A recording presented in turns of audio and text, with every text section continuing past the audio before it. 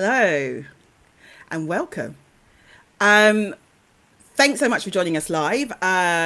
Quick favour, if you are watching us live, can you do a quick note in the comments telling us where you're watching in from, just so that we know that you can hear us and that the chat's working and all of that kind of great stuff. That'll be great. Thank you. So while people are doing that and hopefully joining us, because I can't see my LinkedIn at the moment, so that's like one of those things. But it's all good. Okay. Anyway, so thank you so much for joining us. I've also popped a YouTube link in the comments, just in case LinkedIn does start playing up, which it has done in the past. So you can watch us live there because we're streaming there as well. So I am a Bass. I am a marketing consultant, and I specialise in working with built environment firms. And today I've got two brilliant guests. We've got Alex and Jessica. And over to you, I guess first, Alex, do you want to introduce yourself, who you are and what you do? Yeah, I'm Alex McCann. I run a social media company called Altrincham HQ. We've been running for nearly 17 years, and before that, I used to run an events company and I used to be a journalist, mainly interviewing rock and roll stars, but I interviewed a few politicians in my time, so that's my background. And Jessica? Nice. Hi, I'm Jessica Marvel, and I am a borough councillor in Stevenage, but I'm also a social media consultant. I've been working in marketing for about 10 years now, and I am also running workshops at the moment, helping people do face to camera content for their businesses. It's been great, very busy at the moment. Lots of people need to do social media, and face to camera content is really, really growing. Yeah, so very excited to talk about this topic today. Fantastic. So, as we know, Andy Burnham has been Prime Minister for a massive 3 weeks now. And he's actually on holiday this week, but the content is still coming, clearly. I keep seeing it all the time.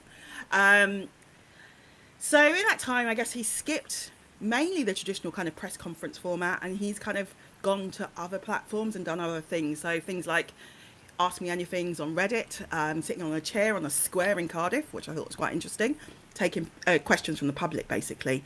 As well as, he's built up quite a TikTok following from zero, since he's come in, really, from actually when he was running for the Makerfield by-election. So, yeah, so he's already kind of growing really fast on social media channels. So, as, professionals, we've all been watching it and kind of what I've done is sat down and crunched the numbers, which is why I wanted to bring you both on today. So we can kind of pick apart what he's doing, what's working, what isn't, and what it means if you're running comms for a business rather than the government. Because I guess love him or loathe him, politics aside, this is a really interesting conversation, especially for the UK business and comms. So we're going to talk for about 30 minutes and then open up the questions to the floor. So if you have anything that you want to us say or ask, please put it in the comments and we'll get back to you. So we'd love to hear your thoughts. But let's get going. So I'm going to start off with a question that I do ask my clients sometimes, which is the thing about should, should businesses be interested in politics? I'm going to start with you, Jessica.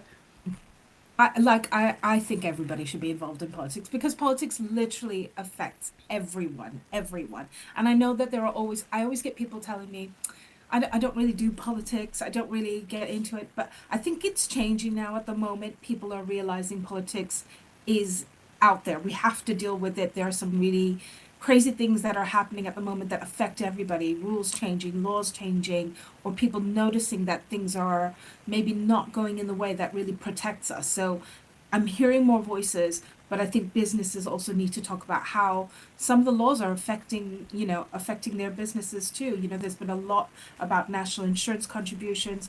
Businesses need to talk, and they need to be really honest to the government, and they can do this via their social media, talking about how when policy changes are made, it affects their business and they want change, they want better things. And doing it through their social media not only gets the attention, hopefully you would, of the government, but the people that buy from them as well. And you, Alex, anything you want to add to that? You know what? I have really mixed opinions on this because I've been on social media since like literally day dot, and I've seen the best and the worst of humanity on social media, and I think I kind of shy away from politics a lot. I take an interest in it. I read about politics all the time. I read books on politics. I've interviewed politicians.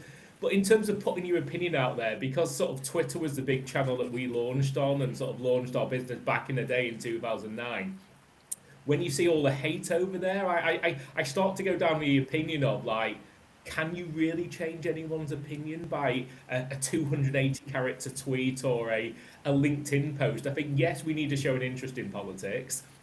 I think that we obviously, as business owners, it does impact us, it impacts our clients. I work from hospitalities to charity to tradesmen, so it impacts everything. But I think we need to redefine how we talk about it, because I think it's rarely civil. It really is. It's real. And I think that's the biggest problem. If people could discuss politics in the same way that they might discuss it face to face, but online, I think it would be very, very valuable. But I think just people are abusive generally online when it comes to politics. But it's also worth saying that you do run a Facebook group as well, a regional one, and you must see that all the time, right? Oh yeah, 57,000 members, of which some people are very, very vocal on there, and the block button gets used regularly. And you, Jessica, because I know you do social media, but you're also a counsellor. How are you finding that kind of being political and being on social media? So I actually run the social media for my local party team, and it has been really interesting. We had a really successful campaign that helped me get elected, and the audience did notice that who I was. They recognized me, and they actually voted for me because they'd seen me talk about issues that were relevant to them. So it is necessary to get out there, and this was also paid stuff. Sometimes you'd have a little bit of negativity. I had some people asking me, "Are you actually from Stevenage? Because you don't have a British accent." That's because I grew up in the States. It's a long story, but people will always criticize, and sadly, there are some politicians I know, some local councillors, who refuse to go on social media, especially women, because of all the nasty comments they get. But when I see the MP, my local MP, or other people, other politicians, yes, they get a lot of negativity, but it's really, really important to ignore some of that. You have to acknowledge some of it when they're relevant, when they're important issues, but a lot of the time that negativity comes from, I don't know. I think unfortunately the platforms themselves have not done enough to protect people, to block these kind of things, to put people off from saying these negative things. It's just created this atmosphere of negativity, which is the reality of doing politics on social media, and not just politics, but almost businesses, all sorts of people. You are going to get that negativity. It's how you deal with it and how you respond to it that's really important, because you just have to be aware of it. So we're obviously going to be talking about, I guess, an insider view. Is this a new dawn for government comms, which is a nice place to start on the kind of whole politics debate. So in terms of, I guess, Andy Burnham, he's done quite a few things since he's come in, which is, I guess, relegating the press conferences and how important they are to his comm strategy, but then doing more for, dare I say it, the people, and kind of getting out there and giving, I guess, ordinary members of the public more access to him. So it's quite a kind of new way of doing government communications than we've seen, especially for people in power. Do you think it's the same? Do you think he's just doing more of the same stuff, or do you think he is actually truly different? Do you want to kick off, Alex? Yeah, I mean, it's interesting because I'm based in Manchester, so we see a lot of Andy Burnham. I've seen him speak like at 3 different events and give 3 very different talks. So the one thing I will say about Andy Burnham is he definitely speaks to who's in front of him. So I've seen him speak at rock and roll gigs. I've seen him speak at business events in Manchester city centre, and I've seen him speak at businesses where I live in a small town called Aldringham. So he definitely gives the audience what they want to hear, and he's a very good public speaker. As you saw when he became Prime Minister, he spoke without notes, essentially, and he's a very good public speaker. So I think he's the right person to do this, is what I generally think. Like, Keir Starmer, like him, don't like him, he was a terrible communicator, and he couldn't be doing the same things that Andy Burnham was doing. He couldn't go on TikToks and be human. So I think it's the right person at the right time in the right place, I think, is the thing. And he's continuing what he did as mayor, and he's continuing what he did when he went for Ashton and Makerfield. He hasn't really changed. So it's going to be interesting to see what it's like when he gets back off holiday and he has to meet world leaders. Is he still going to be doing TikToks in 6 months' time in the same frequency and so on like that? Yeah, I mean, that is the thing. I've seen him speak as well in various things in Manchester, and you're right. He is, I mean, I guess he's a chameleon, right? He's a chameleon as well as a communicator. He knows how to look at that audience and think, what do they really want to hear from me? And I guess that's a good thing and a bad thing, because it may make you question, what does that person actually really stand for or believe in? So it's going to be interesting, I think, as it goes on, how that would work. Did you want to add to that, Jessica? Yeah, it's interesting because I think this is a very clever way of dealing with the press, because the press can twist things around that you say on the cuff. So I think it's interesting that he decided not to do that after his press conference. And the other thing is that on social media, if he's talking directly to people, people appreciate that. People really respond to being directly spoken to, and it shows empathy in a way, because he's responding to the type of audience that he's talking to, and it means that people can make up for their own mind without being dissuaded by the press about what the press are going to turn things into, his comments into. So that's really interesting, the way he's dealt with that. But I agree, if you're responding to every different audience and you're that kind of chameleon, then how do you keep your authenticity as well? Because that just sounds like you're just playing up for each audience separately. But I don't know, that's a great communicator, I would say, as well. Yeah, I guess, I mean, for me, I do find him refreshing. Like, it's good to actually see somebody there. And I think for me, it was like we hadn't seen voices of government for a while. It just felt like people were hiding. And so it's been quite nice to actually see somebody who's actually front and centre of stage, really. And especially for, I guess I'm online a lot as well, so that's the other thing. And I guess looking at the kind of channels and things that he's doing, so like things like Reddit and X, things like that, they're not necessarily where you typically go as a politician. Anything you want to add on that, Jessica? Yeah, again, really interesting. Like, my husband is not a social media person, but for some reason in the last couple of years he's recently taken to Reddit, which I think is just, I don't know why, it just feels like a very, I don't want to say this, but it is very gendered. I feel like Reddit is very male oriented, and or maybe more men use it because it doesn't feel like social media.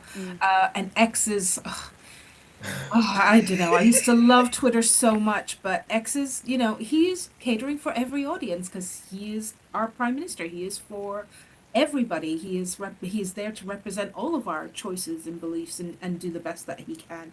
So if you have to, I've persuaded my team not to use X anymore, because I don't think it's the right place for us in our politics anyway. Yeah. How do you feel on the kind of Reddit and X debate and where he's chosen to be, Alex? So X is an interesting one, as you said, because it was only a few weeks ago that Lisa Nandy left X in quite a big vocal saying, "I'm not being on there. This is a place of hate and division." And for Andy Burnham still to be there, it's two different sides of the same coin. I'm still on X. I'm still one of the people that stayed there. As much like you, I loved it in the old days when it was Twitter. I kind of hate it at the moment, but I'm there out of habit. But I think he's possibly there still on X because journalists are still there on X, and it's that communication. He's cut out the press conferences, but he knows that anything he puts out there on social media is going to be reported anyway. And ultimately, you can put something still on X as Andy Burnham, as the Prime Minister, and it can reach millions and millions of people within an hour. So I don't know what the viewership is for the 6 o'clock news or the 10 o'clock news, but I imagine his social media presence is equal to that. Yeah, I mean, X is such an interesting one. I came off it a few years back because I was just like, it's basically a cesspit. And I just thought I don't really want to go online for negativity. It was my own personal view. And I guess there's also a reputational thing of being on there as well for organisations, right? Yeah. Which I think you do have to think about. But I think X is one of those ones where there are a lot of people still on it, and you can reach a lot of people. So I do understand why he needs to be there, especially if he's saying, I want to reach more people from more diverse audiences across the country, right? And so I completely understand that. And I guess if you come off a platform that has its issues in itself, that you're cutting off certain audiences and demographics, right? So I understand why he's there. Could I do it? Probably not. It's like, But you know, I'm not doing his role. That's for sure. Yeah, I think what as well you've got as a politician is you've got all the local MPs still on platforms like X. So it's not like an engagement pod, but you could pretty much go, I've just tidied up a bin, and then suddenly you've got like 300 retweets from every politician in the country, and it's kind of that's how it snowballs. We as marketers we talk down engagement pods on LinkedIn and other platforms, but essentially politics is one that engagement pod to a certain extent. Oh God, can we start a campaign on LinkedIn? No to politicians on X. It's an engagement pod. That's it. We've got a campaign. That's it. We're done. Right. Let's go on.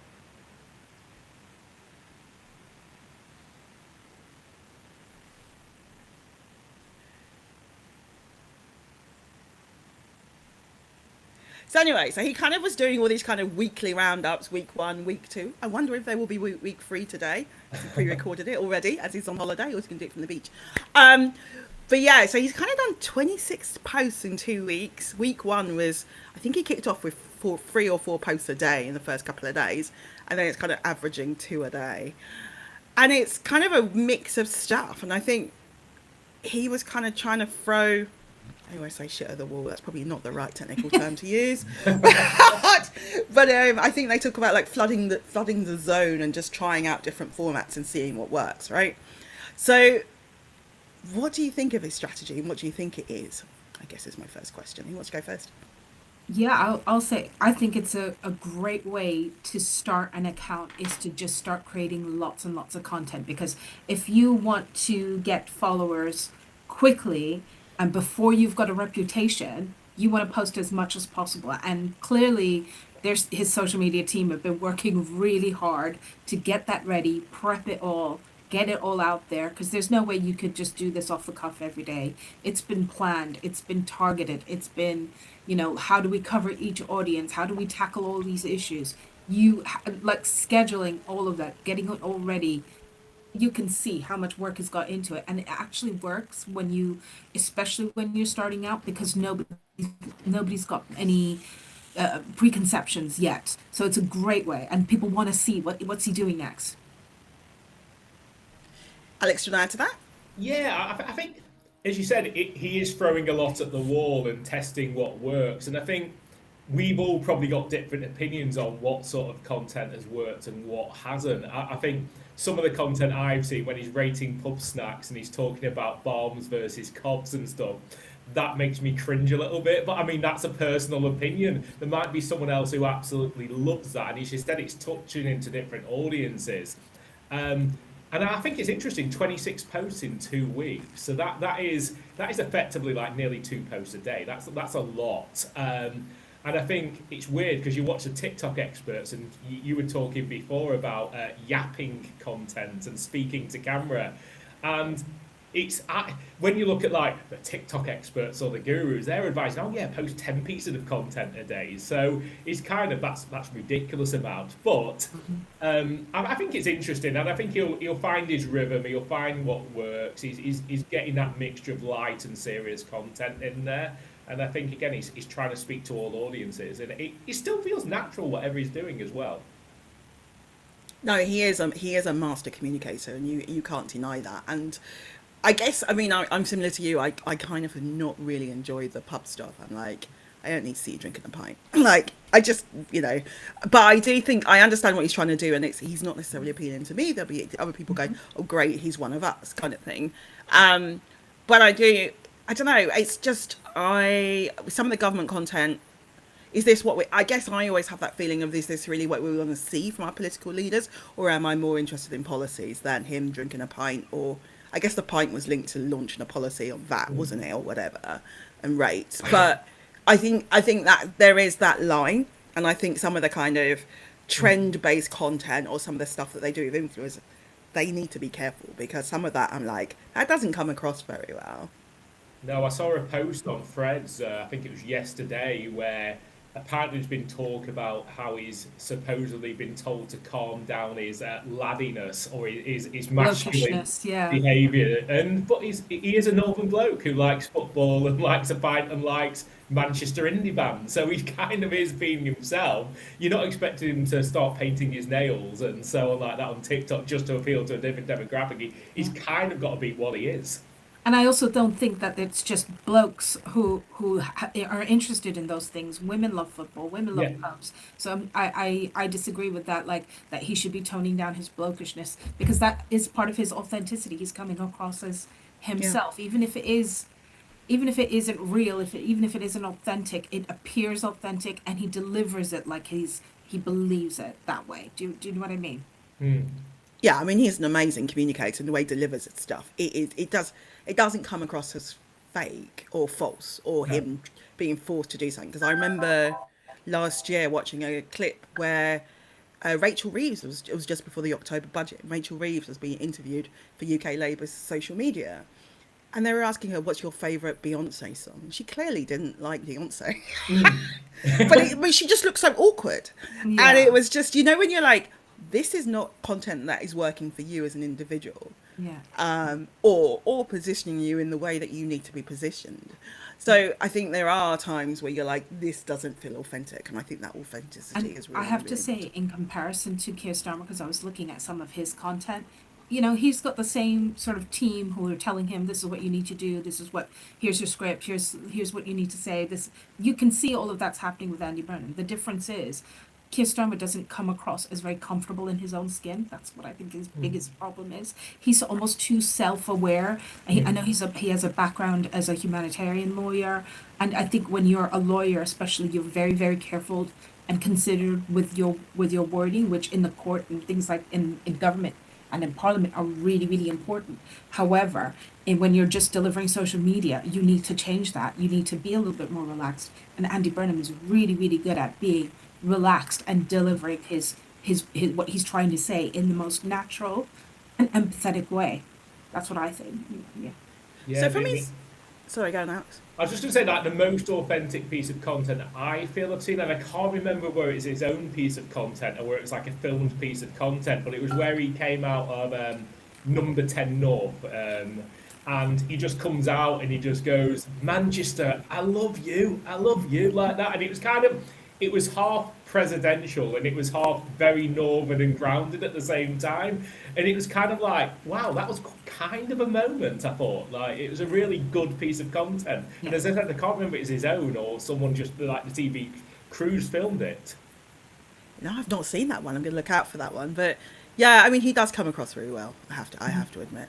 So, and in terms of, I guess, a business, and they're looking to kind of, I guess, have their own, I'm going to say Andy Burnham moment, so just ignore it. But like, how can they kind of emulate what he's doing? Do you think they can? I've already seen it with Marks and Spencers. If you're not watching, Catherine from Marks and Spencers, who got two of her younger colleagues to help her start her new account on TikTok, where she talked about, because she works in the food section, so she helps sort of come up with all the ideas and all the new stuff and the way that that's been delivered on TikTok. Like, they've got a camera following her. She's not doing it herself.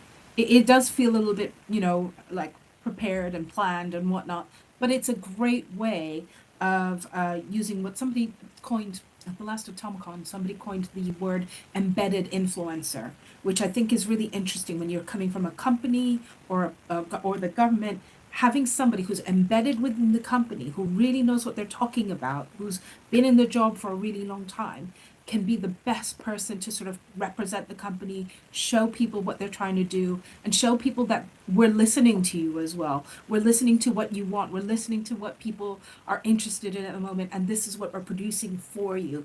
And those kind of embedded influencers are brilliant. Catherine is absolutely brilliant at delivering that kind of content. Because she's actually generating a lot of sales as well. It's not even just it's on TikTok. It's Absolutely. like people are literally following her stuff and buying it, 100%. which is a holy grail, really, isn't it? Yep. Yeah, How about you, Alex? Do you think there's anything people can do to emulate them? Yeah, I think it's the whole talking to camera thing and just being yourself that kind of works, and that's what Andy Burnham's doing. But lots of business owners are doing. I know over the years there's been various trends from sitting in your car in a car park and talking to camera and stuff like that. But I think just the act of talking to camera and being yourself, it gets you noticed. I mean, I'm quite an introvert normally. I know I don't come across at it, but I'm on social all the time doing that whole talking to camera piece, where it's talking about the latest social media update or talking about rock and roll or talking about something. And it gets you known. For me, it gets me known in a very small area of Altrincham in South Manchester. But I have everything from 40-year-olds coming up to me. And because I'm on TikTok lately, annoyingly, I don't know, it's annoying, but it is a bit annoying. I've had teenagers come up to me, and Which like, you're the Altrincham man. What do they say when they come up to you? I had someone outside the local co-op go, "Oh my God, it's the Altrincham guy," and I'm like, I've had that so many times that I keep just messaging my mate as an oldie on Facebook and keep saying, I've had another person come up to me about TikTok. It's kind of, but it shows it works. Yeah. And I think it's all down to having the right person in the business that is a good communicator. Like you mentioned M&S before. There's a guy that's sort of a running influencer up here in Manchester, but his day job is working in M&S, and they've sort of started using him in the local M&S. I think it's Old Trafford or Stretford.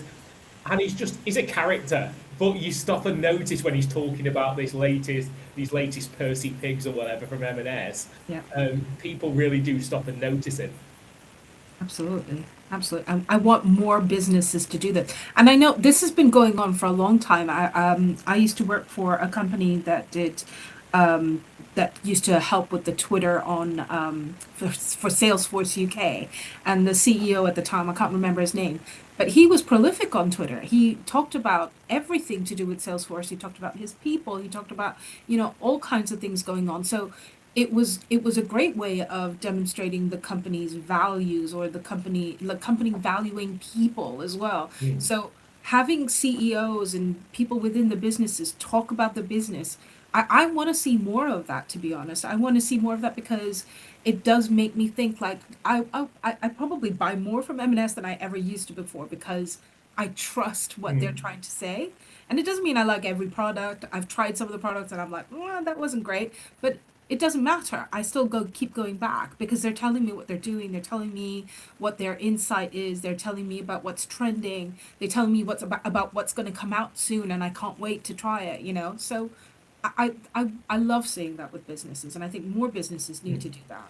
Definitely. Yeah, and I think if you're uncomfortable being on camera, there's probably a middle ground as well. I mean, we've got one of our clients, it's a restaurant client that we worked with, and he definitely isn't the sort of person to speak on camera. He doesn't use social media at all. We manage his social media for him. And I was like, well, if we don't do you on camera, can we just get some photos of you? He's comfortable with that. And we've put text over it and then told the story in text form. And we did 3 posts, and it's not reached millions of people, but it's reached like 45,000 people in a town of 75,000 people. And that is driving customers through doors. So there's that middle ground if you don't want to speak on camera. Because going back to the politics things, we've talked about Andy Burnham's authenticity. If social media would have been such a big thing, because I was thinking about politics and the nature of social media, Gordon Brown couldn't have done this. Like, remember when Gordon Brown talked about liking the Arctic monkeys? It's like, no, you don't.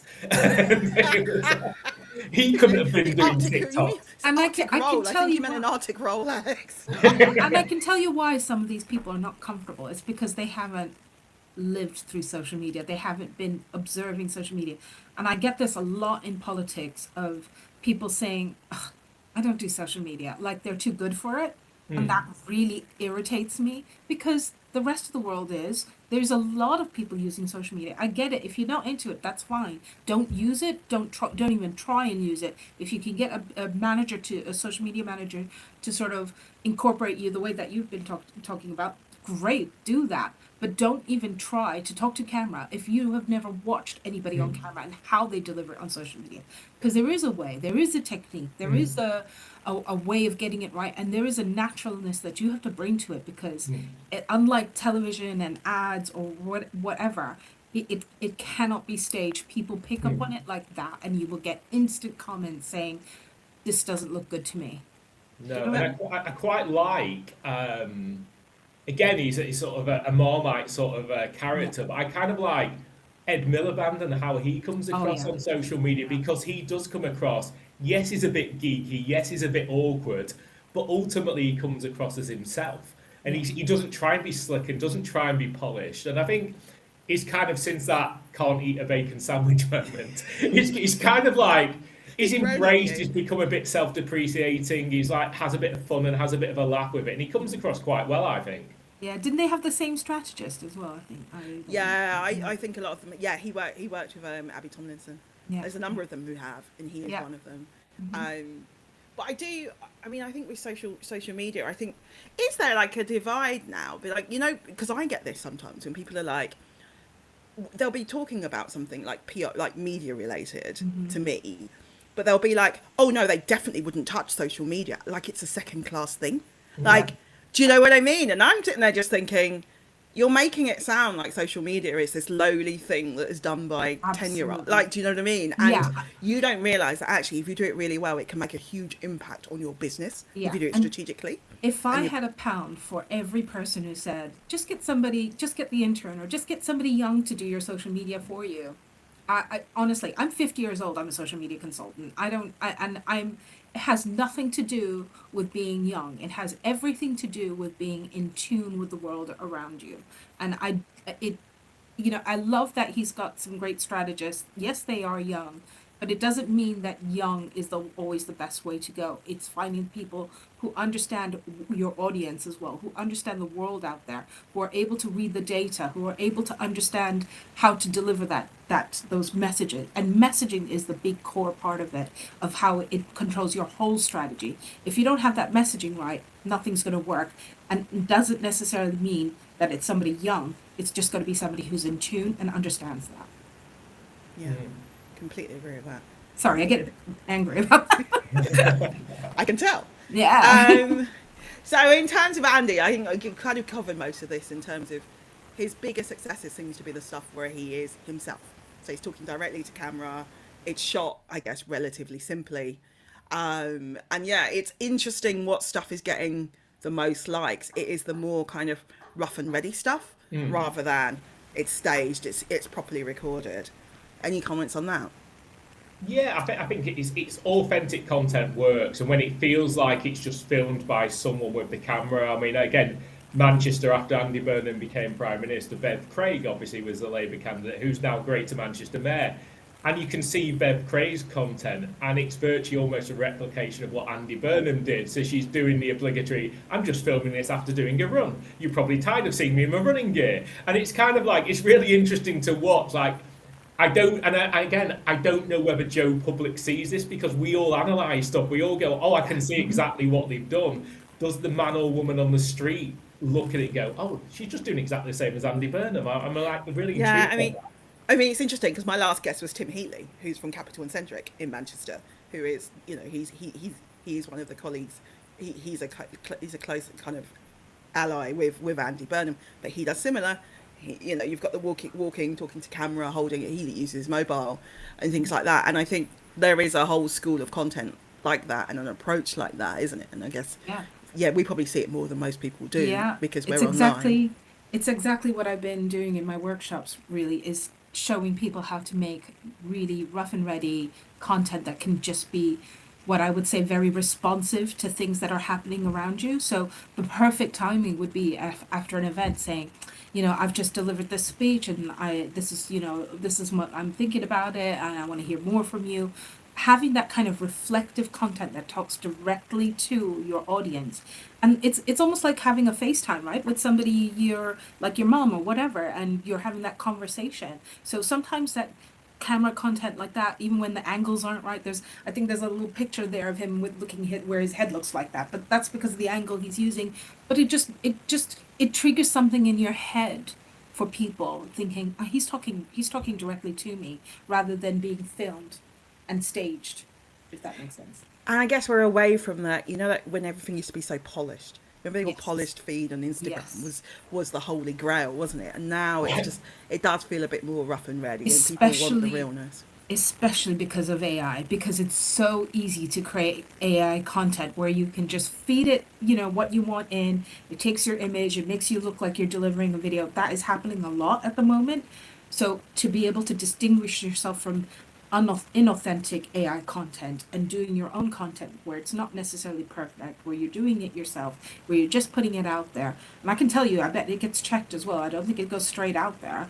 It will get checked, but at the very least, it's having that sort of non-specific like messaging coming through to people, that mental trigger. This is a real person who's talking and not somebody who's faking what they're saying.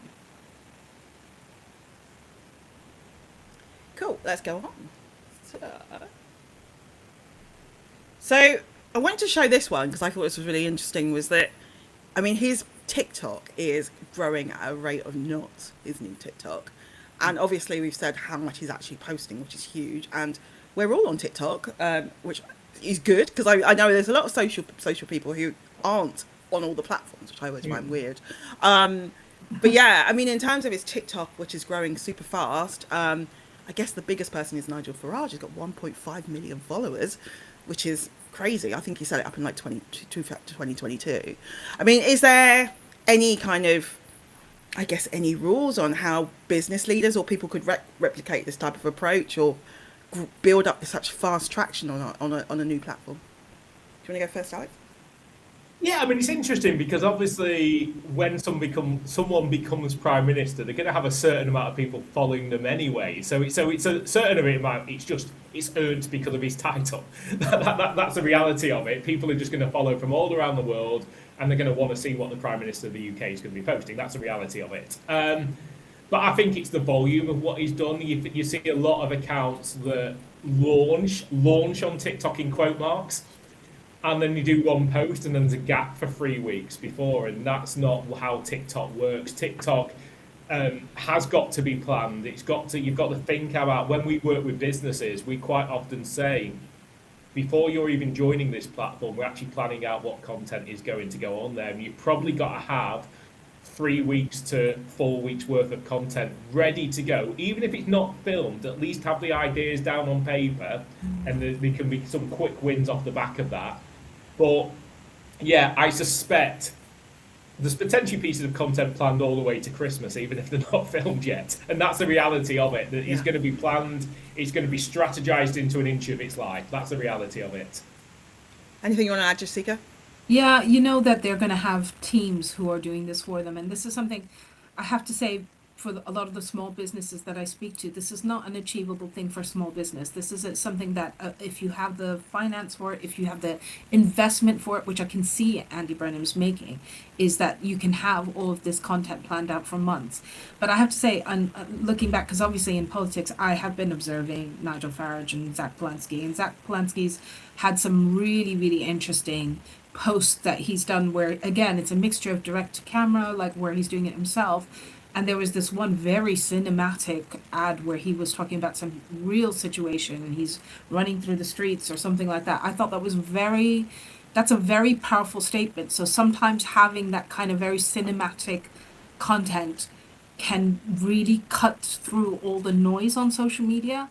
And that's very interesting to see, because within months or weeks, they've had something like 180,000 people signing up to become members of the Green Party, which is very rare. If you look at the stats for all the other parties, no other party has been able to achieve a membership like that through just. He had just where a spike, didn't he? Where he just went off the scale. And Hannah the plumber, Hannah Spence, brilliant. More kind of that authentic basic content, which worked really well in her election. Was it in Manchester as well? Yeah, she's an amazing communicator. She's another one, isn't she? And she's just real. She's just real. So, yeah, we like that. And do you often find that business leaders are actually scared of being real, Alex? I think everyone's scared of putting themselves out there. I think that's the reality of it. Like, because you speak to everything from small business owners to really successful business owners that have got hundreds of members of staff. And they all sort of have that worry, that doubt. One, first of all, will people care about what I'm posting? And two, what if I get something wrong? And I say to most business owners, the biggest thing you're going to get wrong if you just use your brain for a little second is you're probably going to put a typo out there at one time. That's probably the reality of it. Unless you, as a business owner, unless you really wade into what I'd call divisive politics or extreme politics, you're not gonna come a cropper. Is the reality of it. So I think you've just got to be bold enough to put yourself out there, but think about what you want to be known for. I think we call them content pillars, as we know in marketing, but having those three to five things that you want to be known for, and almost stick to those, and then the odd time you might throw in a rogue post like Andy Burnham's pub snacks or something like that. But yeah, that was weird. Yeah, it was weird, but I think I throw in random things every so often just to see how it will fly. So I was talking about Strictly yesterday, but in relation to marketing and that marketers have to trend jack everything. And I was like, I only know 4 contestants from Strictly, but we always jump onto the Grammys, the Met Gala and this and assume that everyone knows what we're talking about. So I think that was a random one. I've never talked about Strictly in 17 years of business. I have. Actually, do you know what? Oh no, it was a Masked Singer. I think I had one where we're watching the Masked Singer and I think I put a cardboard box on my son's head. I took a picture. I love it. And posted it. it. I think that was my biggest post I've ever had. But it's weird. People watch it. It's relatable. You know, that's the thing. And I have to say, one of the things that I see most often, and Strictly do this too, is that they're posting content that they know people are going to comment on. Of course, they're going to people who are. If you want to capture the wide spectrum of people out there, you are not going to include everybody. So finding people who are specific from a specific audience, you know, that's what that's going to do. Is people are going to say, who are they? I don't even know who they are. Well, that's because they're trying to capture a huge audience, and there's going to be ones that you know, and there's going to be ones that you don't know, and people are going to comment on it. And Strictly, you know, their social has been excellent, and they know that they're going to get those comments, and that's exactly what they're trying to do. Their socials have always been excellent, consistently. Yeah. They really are. They're very, very good. Okay, let's move on. So, people behind the socials, which I think is fascinating. So, we're all similar ages, right?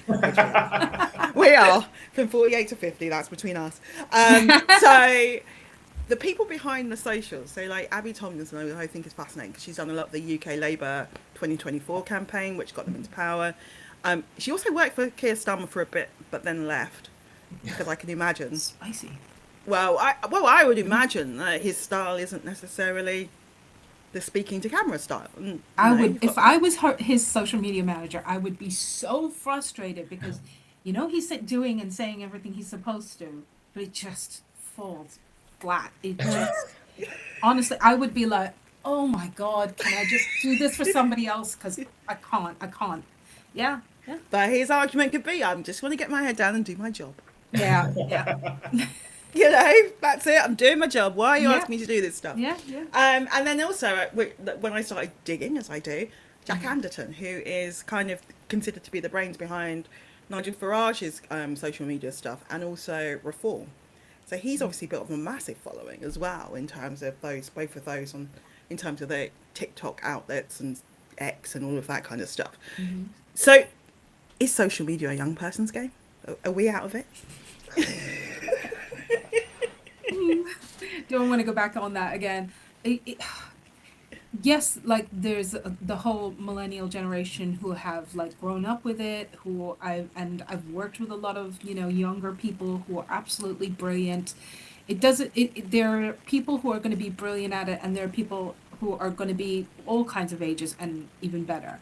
Yeah. And it doesn't, it's the knowledge base, it's how much you consume as well, because I think you do have to consume a lot of content if you really want to understand how to make good content. So it's interesting that they're both quite young, but it's not a surprise to me, and I wouldn't be surprised if there were a whole bunch of other people working on their strategy too, and it's not just them two. It could just be they're the they're the face of it, I would say. Yeah. Anything on the age thing, Alex? Yeah, I mean, I see what other people are doing on social because we're all naturally curious. So when we see a business or brand that we're aware of, you can kind of guess who's behind it and you start rooting and seeing who's behind it. And it's interesting, these two are obviously doing really, really good jobs, but equally, I think it's more down to the mindset than the age because you can see young people managing social media who don't have the strategy and the business knowledge behind it, and all they're doing is jumping from trend to trend. So I've lost count of the number of coffee shops or pubs I've seen with people throwing coffee in people's faces or pints in people's faces, and I'm like, they're doing that for every single client, and all they're doing is trend jacking, and I'm like, I'm bored of it. The country's bored of it, and that is a bit of naivety on perhaps a young person's game. I don't think we'll find any of us following every single trend that goes by. So I think, in a certain extent, there's good and bad in all age groups. I Yeah. would say, and that's the reality. It's down to your mindset. It's down to your business understanding when you're dealing with businesses, because we know that it's got to drive sales for that business ultimately, or it's got to drive some form of business results. Like, none of my clients care about the amount of likes, comments, follows they get. They No. care whether they're busy. That's what they really care about. And I also, I think, yeah, absolutely right. I think it's that mindset, your knowledge, but also it's also knowing, I guess, how to deal with who's in front of you as well. Yeah. I think that part, because the thing that frustrates me sometimes is that whole, oh, there's one playbook or one way of doing something. And Mm. I think that happens a lot when it comes to socials. And I often think you've got to kind of look and go, actually, does this actually work for the people in front of me? And actually what would work better for them and still work for their objectives and things like that. And I think quite often people will just want to, I guess, be a one-trick pony. Mm. But I mean, I don't think these guys are, but I think it's quite interesting, the whole thing around working for Keir Starmer and then leaving, because it's like, actually, if that's your approach, the more of the face to camera and all this kind of stuff, he ain't your man. No. You know, and that would be a frustrating role to be in. It really would. As Yeah, we you've got the right people to work with, and that's the same with all of us. We've got to have the right clients yeah. to work with. We can't put 100% in, and the client is putting 10% in, and are still expecting results. Like, the good thing about what Jack and Abby have got to deal with is they've got people who are prepared to say yes. Yeah. And I posted about this recently. Like, you can't always judge a social media manager by what you see in public, because probably 70% never gets put out there because someone said no Yeah. along the way. Yeah. And that's the reality. And I think probably what Burnham and probably what Farage do is they probably say yes to the vast majority of things and say no to not a lot. And we've all probably dealt with clients who say no to 90% of stuff, and then they're wondering why it's not working. Yeah, and you're Yeah, like, wow, I gave you like 100 ideas. Yes. And I work, so I do all the campaigns for my team, for all the councillors, all the people that are running for elections.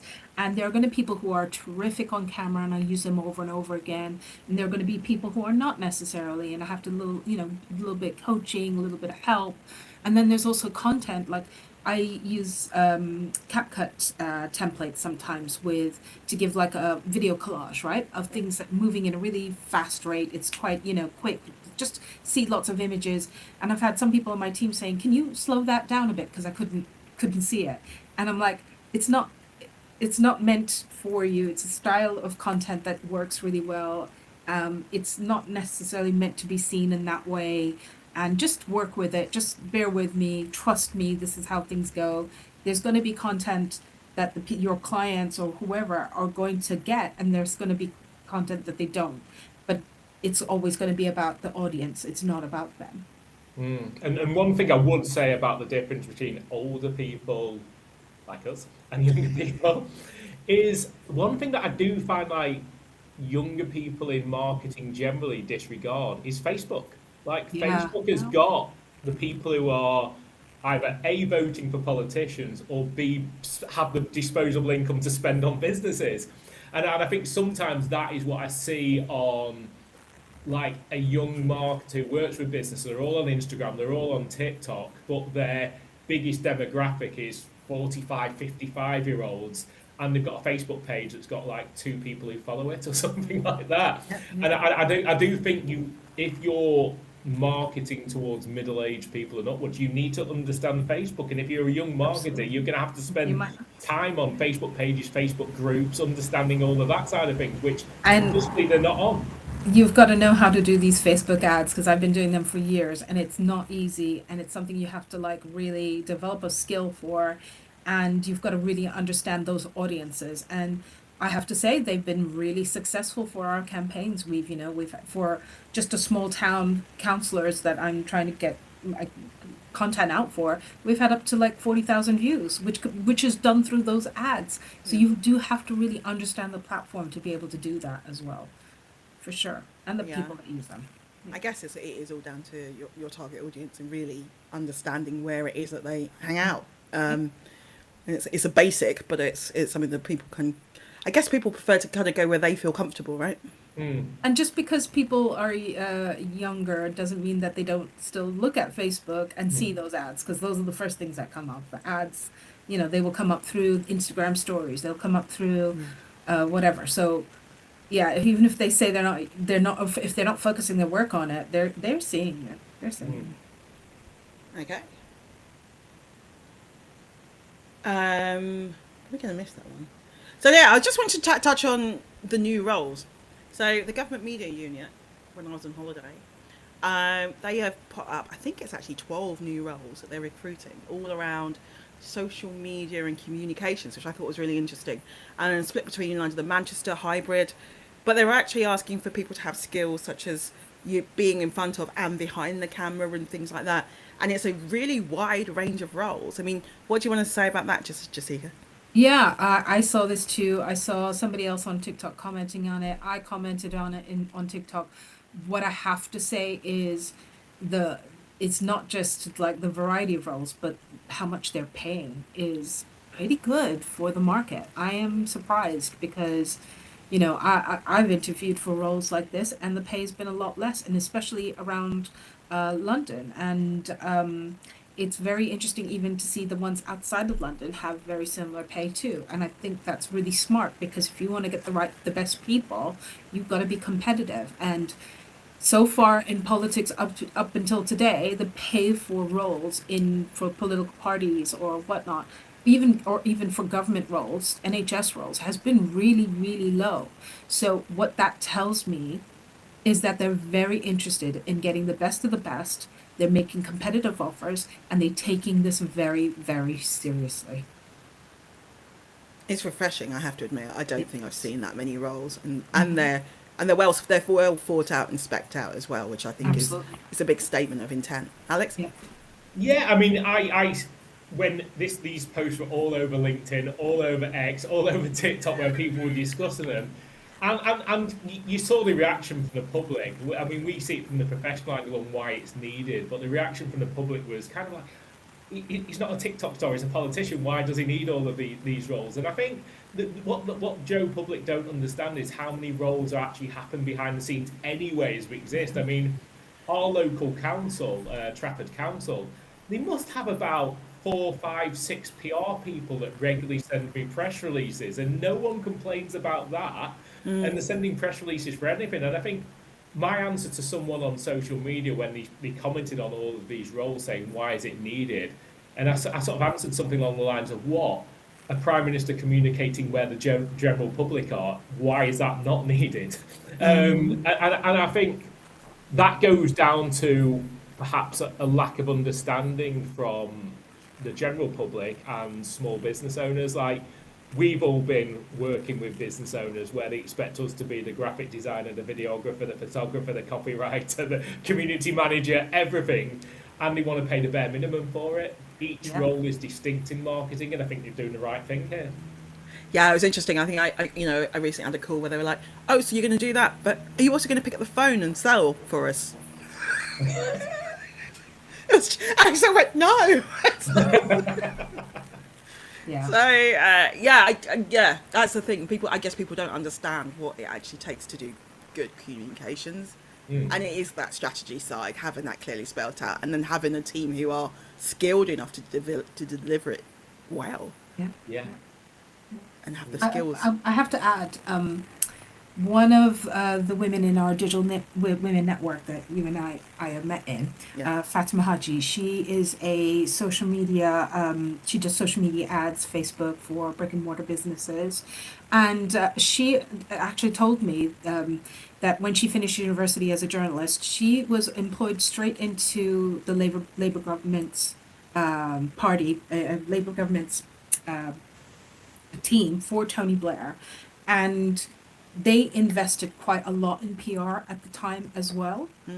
And not only that, but they really worked on making sure their messaging was right too. And I love hearing that because a lot of people are comparing the way Andy Burnham is doing it to the way Tony Blair did, because he was very similar. Tony Blair had a lot of charisma in the way he delivered and talked to people and etc.